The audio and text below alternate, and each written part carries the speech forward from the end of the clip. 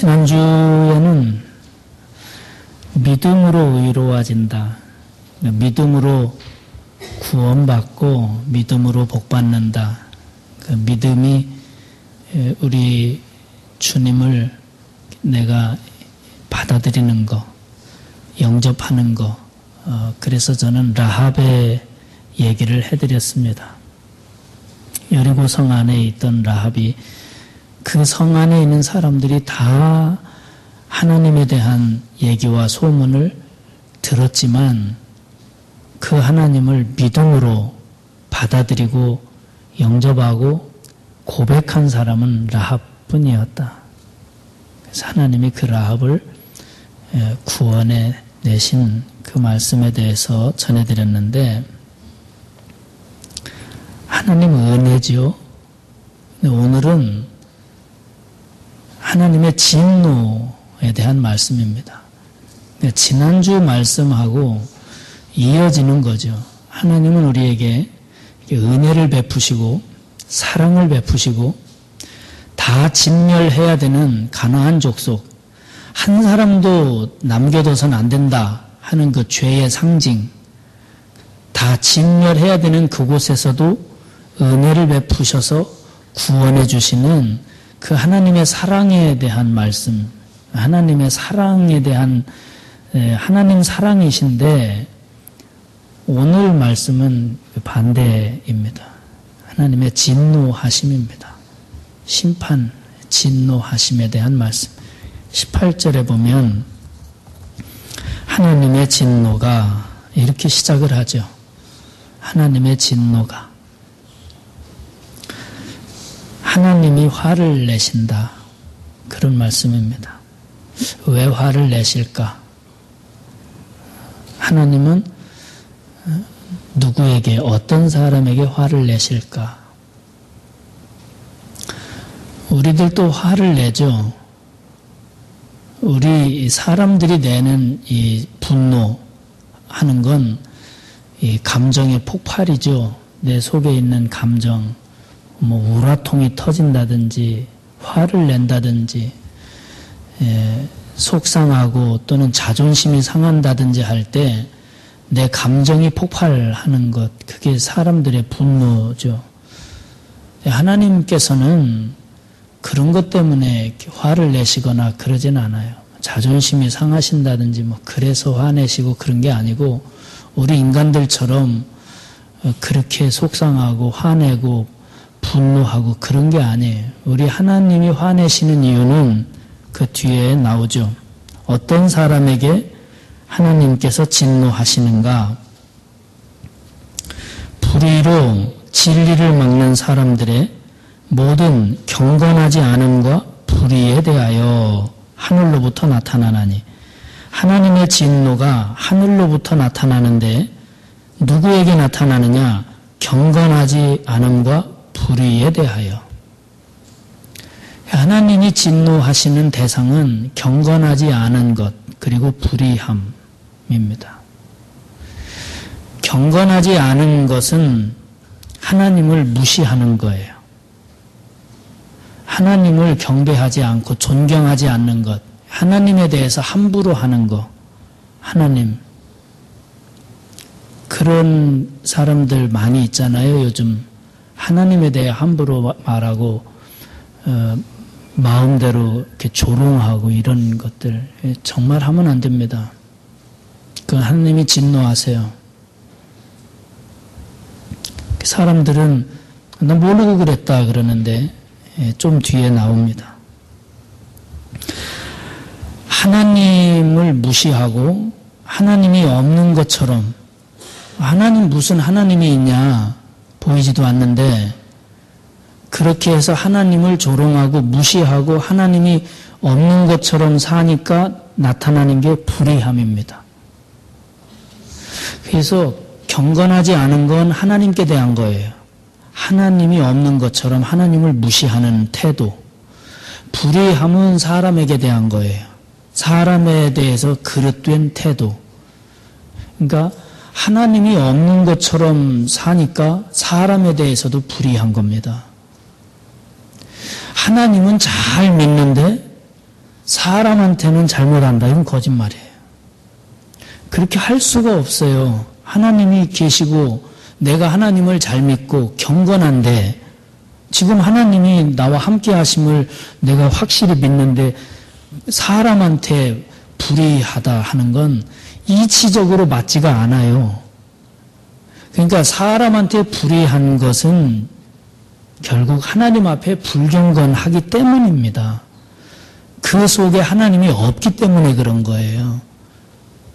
겉으로 하나님을 믿는 것 같지만 경건한 것 같지만 그 모습이 무엇으로 나타나냐면 사람을 향한 의로 나타나는 겁니다. 그래서 사람을 대할 때 의로우면 그가 경건한 것입니다. 불경건하니까 불의한 거라는 거죠. 그래서 하나님을 대하는 경건한 자세, 사람을 대하는 의로운 태도는 항상 같이 있는 겁니다. 여기 보면 하나님의 진노가 경건하지 않음과 불의에 대하여 나타나니 이렇게 말씀합니다. 가인이라는 사람을 보면 압니다. 하나님 앞에 제사를 드리죠, 예배를. 근데 하나님이 안 받으셨습니다. 그럼 뭔가 그가 드리는 예배나 그의 마음에 문제가 있는 거거든요. 자기 자신을 돌아보고 내가 하나님 앞에 경건하지 못한 것이 있었나 보다. 내가 하나님 앞에 올바르지 못했는가 보다 하고 자세와 그의 태도, 신앙을 바꾸면 되거든요. 그런데 그는 나가서 동생을 죽인 거예요. 불의함입니다, 이것이. 결국 그 마음에 하나님이 없었다는 얘기죠. 하나님이 계시면 두려워서도 그렇게 못하거든요. 어떻게 그렇게 합니까? 하나님이 계시면 두렵고 떨려서도 함부로 할 수가 없는 거예요. 불의할 수가 없는 겁니다. 하나님을 모시지 않고 경건하지 않으니까 불의한 사람이 되고 불의한 사람이 되니까 도덕적으로나 윤리적으로 점점 타락해져 가는 겁니다. 그래서 하나님 없는 사람, 하나님 없는 사회는 점점 불의한 사회, 불의한 사람으로 가득 차고 도덕과 윤리는 타락하게 되어 있고 죄가 가득 차게 되어 있습니다. 그것에 대해서 하나님은 진노하신다 하는 거예요. 경건함과 의로움, 하나님을 향한 자세와 사람을 향한 태도는 항상 같이 있는 겁니다. 신학생들 영성 집회를 인도하는데 신학생들입니다. 신학생들. 맨 앞에 있는 학생 하나가 거만하게 앉아 있는 거예요. 태도가 다 하나님을 찬양하는데 다른 학생들은 눈물도 흘리고 그러더니 이 학생이 갑자기 자세가 바뀌더니 손을 들고 찬양을 하기 시작을 해서 은혜를 받았나 보다 그랬더니 그 눈빛을 자세히 보니 그 눈빛이 아주 다른 사람을 조롱하고 경멸하는 그런 눈빛. 겉으로 그러고 있는 거예요, 겉으로. 다른 사람들이 자꾸 하고 자기는 혼자 있으니까 민망하니까 하기는 하는데 겉으로만 진심으로 하나님을 경외하는 게 아니란 말입니다. 혹시 예배를 그렇게 드리지는 않으시는지 사람들 눈도 있고 그러니까 좀 잘 드리는 것 같은데 속은 경건하지 못하고 다른 사람에 대해서 불의하고 그건 하나님 앞에 합당하지가 않은 거란 말입니다. 하나님은 그런 걸 진노하신다는 겁니다. 그런 것들을 바꿔가는 것이 신앙생활이에요. 신앙생활 하면서 이렇게 당혹할 때가 신앙인들의 무례함입니다. 나는 의롭다 생각하고 나는 잘 믿는다 생각을 하는 거예요. 내 생활, 내 신앙생활에는 아무 문제가 없다. 이렇게 생각을 하는데 그런데 무례한 겁니다. 성숙한 신앙생활은 하나님 앞에 경건함이고 사람들에게 의로운 겁니다. 그게 성숙한 거예요. 풀러신학교 총장이었던 리차드 머우 박사님이 쓴 무례한 기독교라는 책이 있습니다. 거기 보면 신실한 믿음과 공손함이 하나님 나라 시민의 교양이라 그랬어요. 우리 교양 있는 거 좋아하잖아요. 신실한 믿음, 하나님을 향해서 올바르고 신실한 믿음과 공손함, 다른 사람에 대해 공손한 태도가 이게 하나님 나라 시민이라 그랬습니다. 미국의 조지 부시 대통령, 그분은 국민들한테 더 친절하고 더 온유한 국민이 됩시다. 그렇게 연설을 합니다. 더 친절하고 더 온유한 국민이 됩시다. 하나님이 안에 계시면 삶이 바로 돼요. 이게 신앙입니다. 하나님이 안에 계시면 경건함입니다. 그러면 삶이 의로워져요. 바로 되는 거예요. 질서가 잡히고. 하나님이 계시지 않으면 어두워져요. 빛이 없으니까. 그러면 삶이 어두워지고 도덕이 타락이 되는 겁니다. 여기 하나님의 진노가 누구에게 나타났느냐? 모든 경건하지 않음과 불의에 대하여 하늘로부터 나타나느니 그랬습니다. 그러니까 경건하지 않은 것과 불의한 것은 버려야 합니다. 이건 반드시 하나님의 진노를 받는 겁니다. 하나님의 진노가 임하시는 걸 우리가 깨닫고 버려야지, 이걸 계속 가지고 있으면 반드시 그것은 진노가 임합니다. 로마서 2장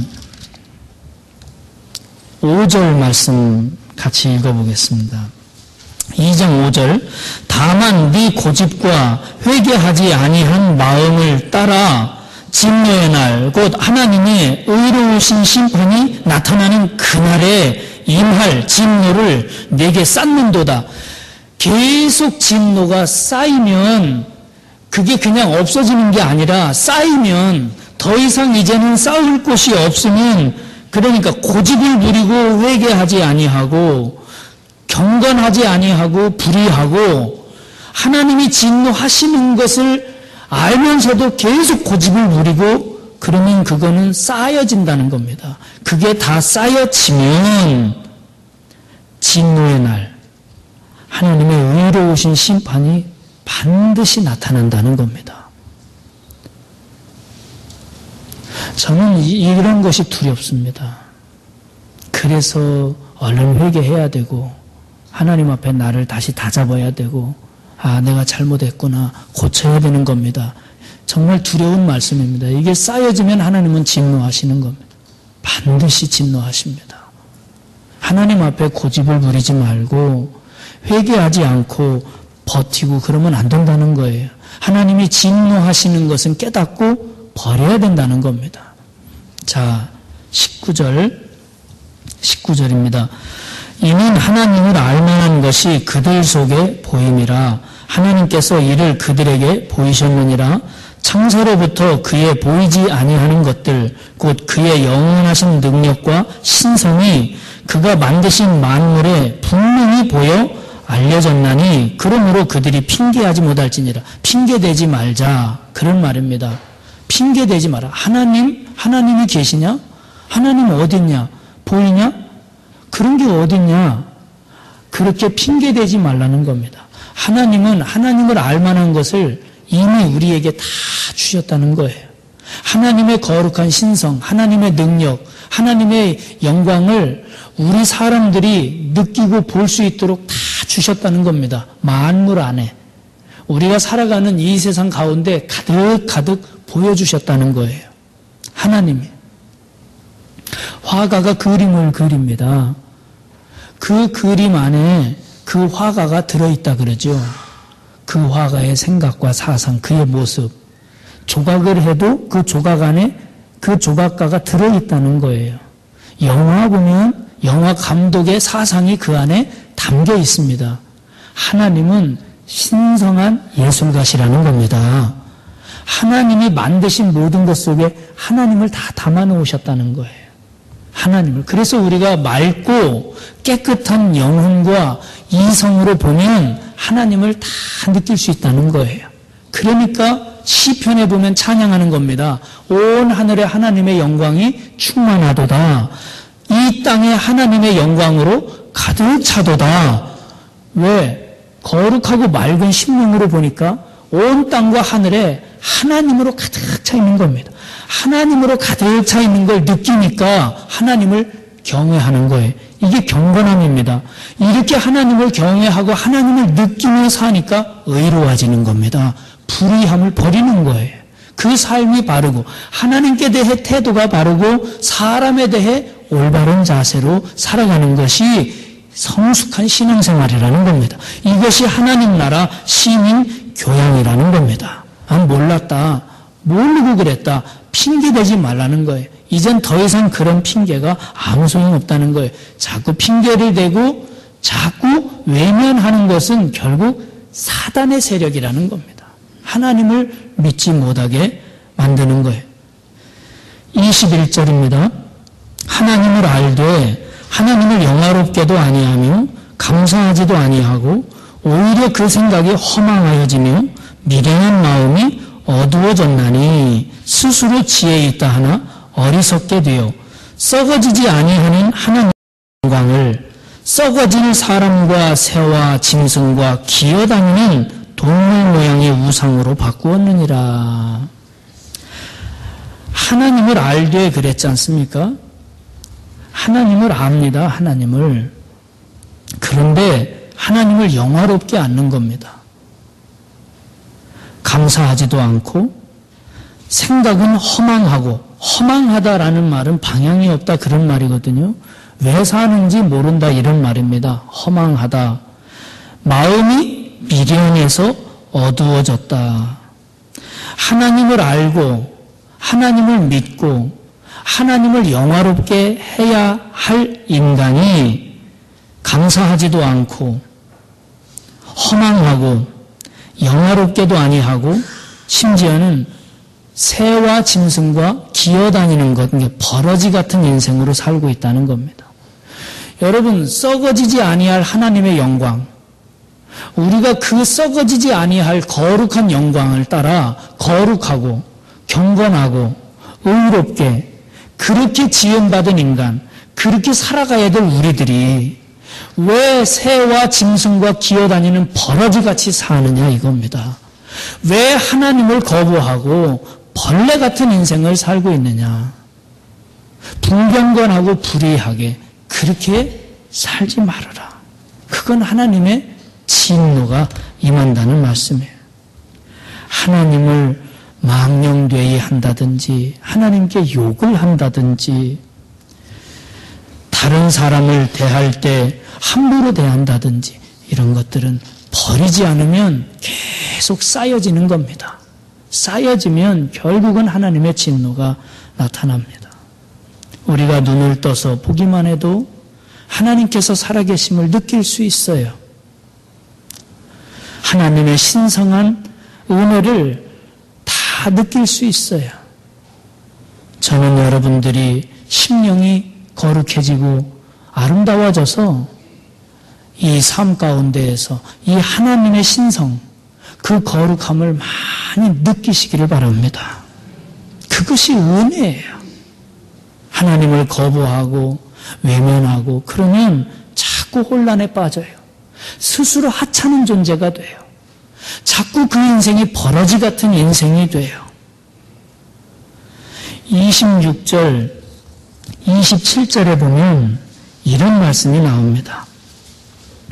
이 때문에 하나님께서 그들을 부끄러운 욕심에 내버려 두셨으니 곧 그들의 여자들도 순리대로 쓸 것을 바꾸어 영리로 쓰며 그와 같이 남자들도 순리대로 여자 쓰기를 버리고 서로 향하여 울목이 불릴 듯 하매 남자가 남자와 더불어 부끄러운 일을 행하여 그들의 그릇됨에 상당한 보응을 그들 자신이 받았느니라.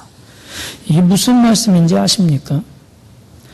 하나님을 경건하게 섬기지 않고 하나님 없는 것처럼 살고 사람들에게 불의를 행하며 죄를 저지르는데 결국에는 어떤 죄를 저지르냐? 동성연애를 했다. 그런 말입니다. 이 말씀이. 이 사도 바울이 2000년 전에 쓴 말씀인데요. 당시 로마 시대에 동성연애가 만연했답니다. 역사에 보면 로마 초기 황제 15명 중에 14명이 동성연애를 했다. 로마 황제가 처리해야 되는 가장 심각한 문제가 성병이었답니다. 역사가 타키투스에 의하면 당시 로마 사회는 온통 성적인 죄, 특히 동성연애의 죄로 가득 찼다는. 그러니까 여기 성경의 로마서에 사도 바울은 그걸 써놓은 겁니다. 사람들이 자꾸만 순리대로 안 살고 영리로 산다는 거예요. 여자가 여자끼리, 남자가 남자끼리. 말로 할 수 없는 죄가 가득 찬 거예요. 이것을 사도 바울은 당시 타락한 죄의 상징으로 써놓은 겁니다. 하나님을 떠난 불경건과 하나님을 자꾸만 외면하고 하나님 없다 거부하고 그렇게 불의한 삶으로 빠지는 결과가 이렇게 됐다는 거예요. 그런데 이런 죄가 지금 이 세상을 덮어가고 있습니다. 전 세계가 동성연애를 허용해달라. 이게 심각한 이슈가 되고 미국 대통령은 선거할 때마다 이게 이슈예요. 이들이 표를 가지고 정치를 압박을 하는 겁니다. 허락해달라. 합법화시켜달라. 교회 안에도 이것이 들어왔어요. 교회 안에도 동성연애자들에게도 목사 안수를 허용해달라. 심각한 지경이죠. 말로 할 수 없죠. 얼마나 타락했으면 이렇게 됩니다. 1988년도 카나다 연합교회는 공식적으로 동성연애자에게 목사 안수를 허용하는 법을 통과시켰습니다. 상상할 수 없는 일들이, 무서운 일들이 우리 주변에서 일어나고 있는데 이게 무엇 때문이냐? 이게 불경건 그리고 불의 때문이라는 거예요. 하나님의 진노가 반드시 임하게 되어 있습니다. 그 결과 이렇게 하나님 앞에 경건하지 못한 그 결과가 어떤 죄들로 나타나느냐? 하나님이 진노하시는 죄를 열거해 놓으셨습니다. 29절입니다. 29절.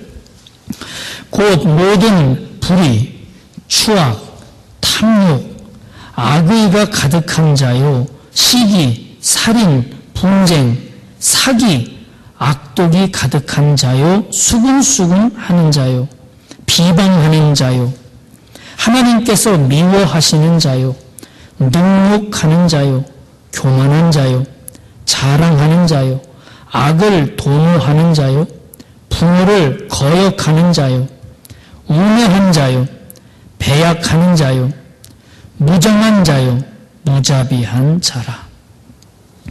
이게 불의함입니다. 이건 하나님의 진노가 임하는 죄들이에요.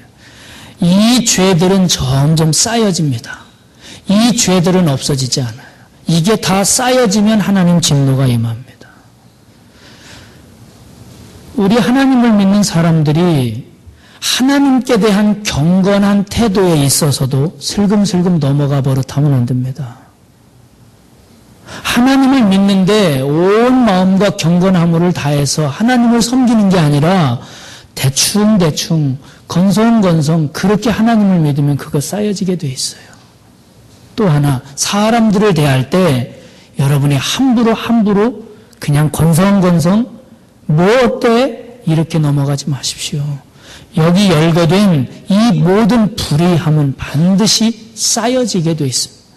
다 쌓여지면 진노가 임한다는 거예요. 우린 이런 것들을 너무 가볍게 생각을 하는 겁니다. 그냥 넘어가는 줄 알고 있는 거예요. 우리는 넘어갔을지 몰라요. 우리는 그냥 지나갔을지 몰라요. 그런데 하나님은 그걸 심판의 날에 반드시 심판하시려고 쌓아놓으시는 것. 32절 같이 읽겠습니다. 그들이 이 같은 일을 행하는 자는 사형에 해당한다고 하나님께서 정하심을 알고도 자기들만 행할 뿐 아니라 또한 그런 일을 행하는 자들을 옳다 하느니라. 여러분, 그들이 이 같은 일을 행하는 자는 경건하지 못하고 불의하게 사는 것, 이렇게 행하는 자는 사형에 해당한다고 하나님께서 정하심을 알고도 다 안다는 겁니다. 분명히 하나님께서 이렇게 하면 심판한다는 것을 알고도, 다 알면서도 그 일을 계속 행한다. 여러분, 하나님의 진노하심 두려워해야 합니다.